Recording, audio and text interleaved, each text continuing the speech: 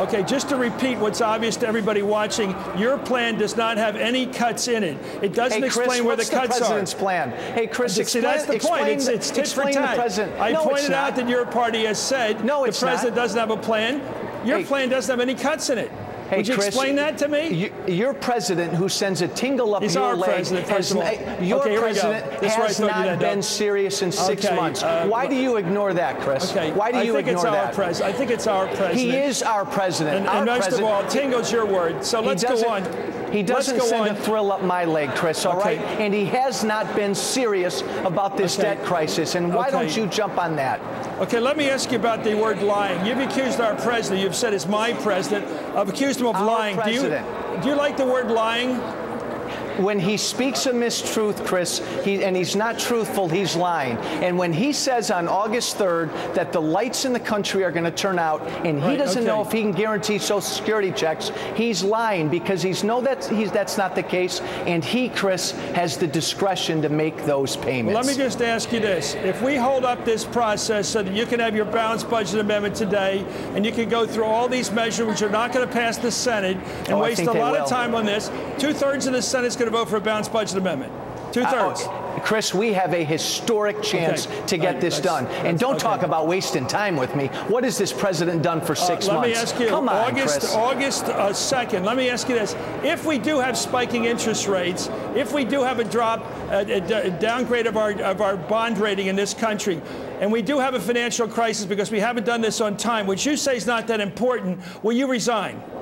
August 2nd's not important, Chris. Solving this debt crisis is important. If we have a crisis in August, will you resign? Chris, hey, Chris, will you resign? Will you leave your show? I don't hold a public office. Chris, what kind of a silly question is that? You know what? Because you're saying it doesn't matter. Hey, because Chris, the silliness is on the part of those who say we don't have to act. Questions you're asking me. If we raise this debt ceiling without real spending reform, Chris, that's when the markets are going to react negatively. We have got to change the way this town does business. I know you don't acknowledge that, but we have to, and we have a great chance to do it. One last question. Are you concerned that this is going to go on through August, and we're not going to get this done quickly? Are you concerned about that?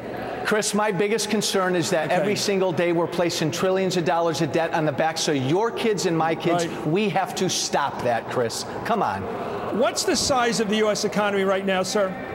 $3.7 trillion this year. What is the size of the U.S. economy?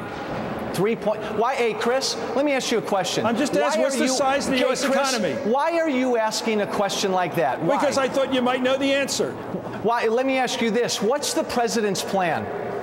What's the president's plan, Chris? Is to sign a debt ceiling bill before August 2nd, which you say is not important. What will that what is his plan? What that will do is avoid default. It'll avoid a crisis in the world, which everyone recognizes who understands the situation. Hey, Chris, you challenge that, and that's your right. You're a congressman. Chris, therefore, I think you should think about your responsibilities. Chris, how serious a job has he done with government spending? Sir, I want to see both sides look at government spending. He has proposed. Chris, are you happy with the job he's done? Today, he supports the Gang of Six with up to a $4 trillion debt reduction. What did he support? You have said you will do everything you can to stop that. You, sir, did he support his own commission, Chris? Chris, did he support his own debt commission? Did you?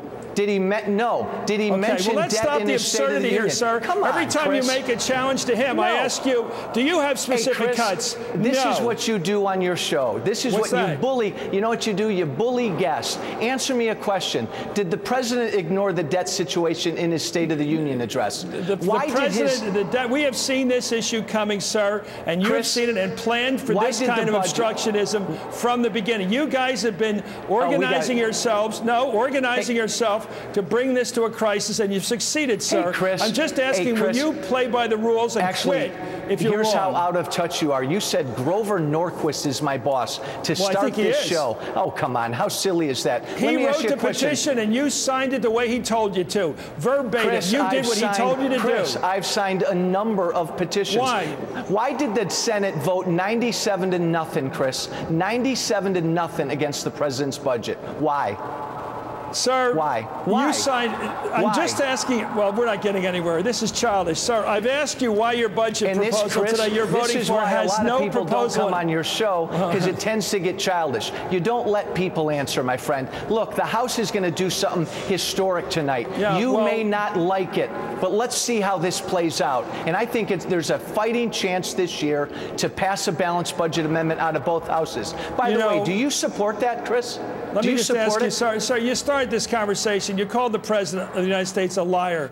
Then you said he's my president, not yours. I said he's lied, Chris. Okay, well, our president has lied. Okay, your pal Joe Wilson says he's a liar. You say he's lying. You're all in the same game. I think it's bad behavior. We're all in the same game.